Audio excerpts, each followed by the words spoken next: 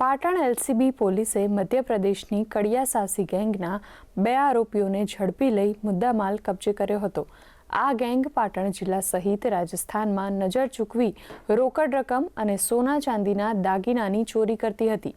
મહિલા આરોપી પાટણ અને બનાસકાંઠાના 3 ગુનાઓમાં છેલ્લા 11 વર્ષથી ફરાર હતી। પોલીસે આરોપી પાસેથી 5 લાખની રોકડ રકમ કબજે કરી આગળની કાર્યવાહી હાથ ધરી છે। અત્યારે હાલ એક આરોપી અરેસ્ટ કરેલો છે અને ટોટલ 6 ગુના આ કામે ડિટેક્ટ થયેલા છે।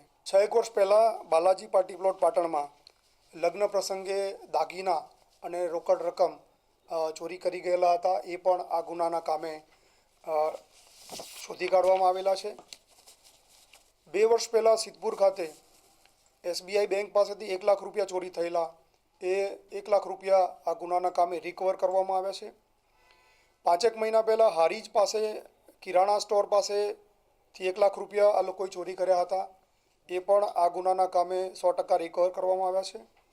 અન્ય 2 ગુના જેમાં ખોડાભા પાર્ટી પ્લોટ પાટણ ખાતે લગ્ન પ્રસંગમાંથી સોના ચાંદીના દાગીના ચોરી કરેલા હતા, એ ગુનો પણ ડિટેક્ટ થયો છે।